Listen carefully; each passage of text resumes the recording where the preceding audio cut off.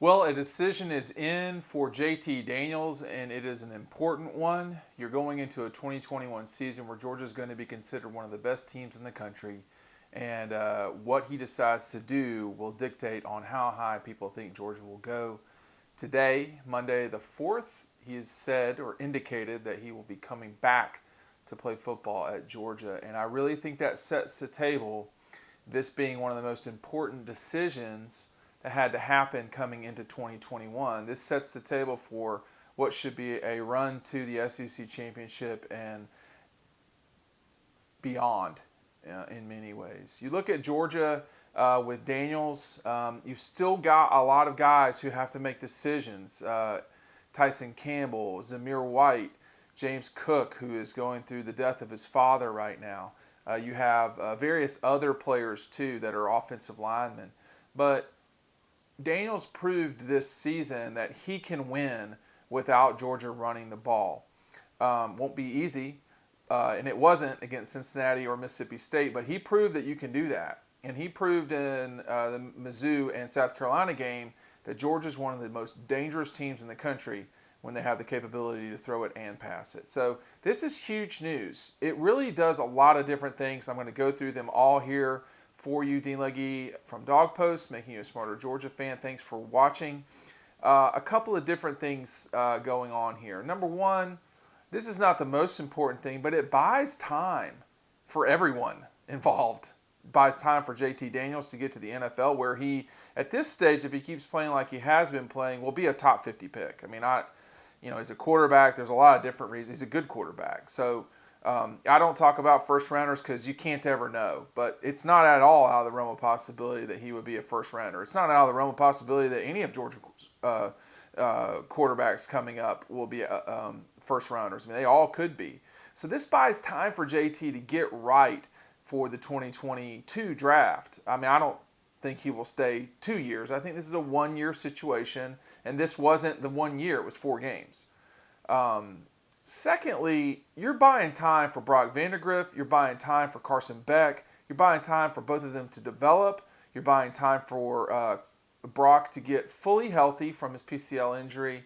You're buying time for guys who could be very good at Georgia, but they do need time. They need to develop. When you talk with people in background and off the record, they tell you, hey, this guy just needs time, or young guys, that's not something Kirby really values experience. Well, those guys will get experience now.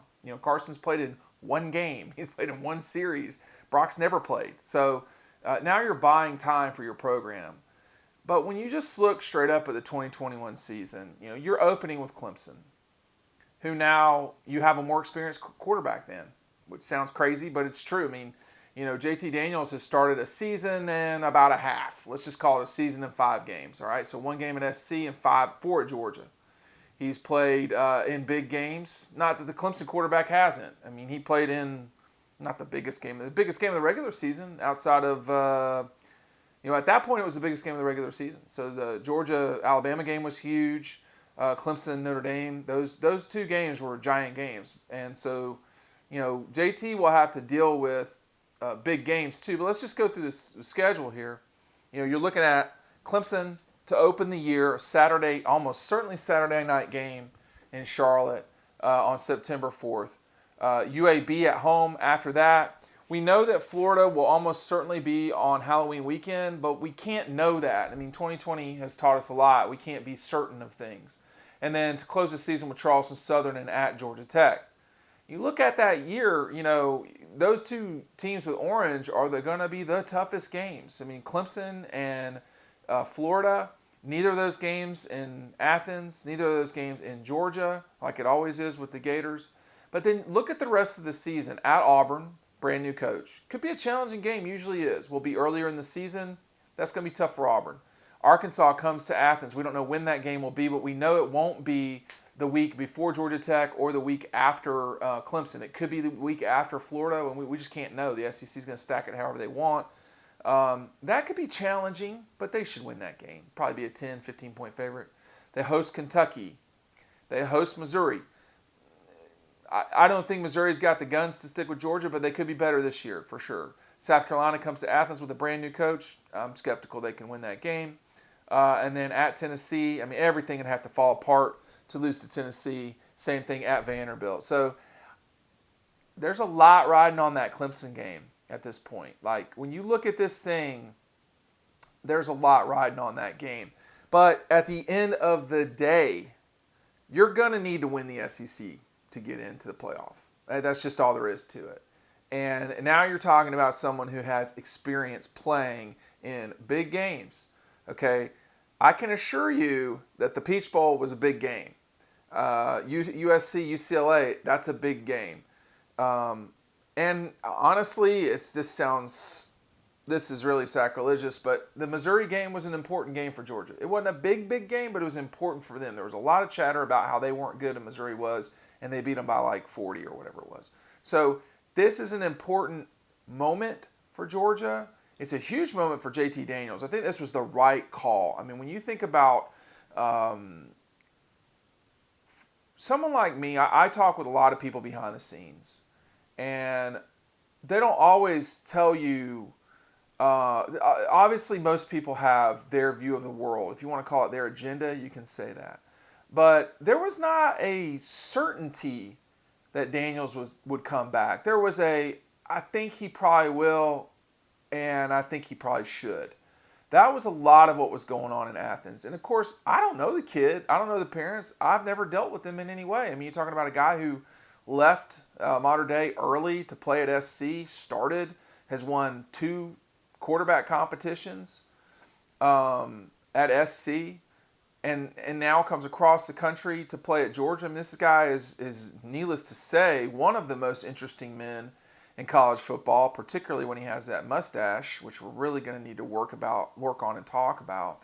But this decision to come back opens the path to legitimately talking about the national championship. It opens the path to talking about, hey, you should win, or you should be in the SEC championship game. The SEC East, if they don't win the SEC East, something's happened.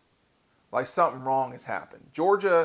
Florida is not in position to win the SEC East this coming year. I mean, if you watch the Cotton Bowl, no. And on top of that, we don't even know if Dan Mullen's going to be there next year. I mean, it's not been pretty in Gainesville this last 5 days. Auburn can always beat Georgia. Florida can always beat Georgia. They have players. But when you look at the Gators got to play Alabama in 21. So this is going to be a challenging slog for someone other than Georgia to win the East. I mean, you're going to have to beat them and then not lose 2 other games, which, for Florida has never happened. They've not been able to make the combination of those things happen. Either win against Georgia, which has not happened in Dan Mullen's time except once, and then they still lost 2 other games, the LSU game, Texas A&M game. So for the Gators, they would have to. I mean, I don't think they beat Georgia next year anyway.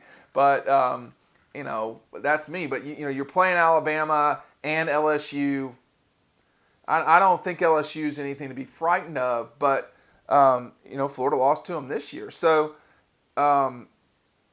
this is a big moment. This is not. I don't know. We can't know what the future will be. Injuries happen, pandemics happen, stuff happens. But when we don't know who's returning with JT, this was a singular decision, it looks like. This wasn't like when Nick and Lorenzo, Sony, and Davin Bellamy got up in front of the press just before Christmas in 16 and said, hey, we're coming back. But this is as big and critical a moment as you can get. Georgia's not had this sort of quarterback play under Kirby Smart. They just haven't. Jake Fromm was a very good player for what he did, but he was not productive the way that Daniels was. He was much more like the quarterback we saw against South Carolina that JT Daniels was.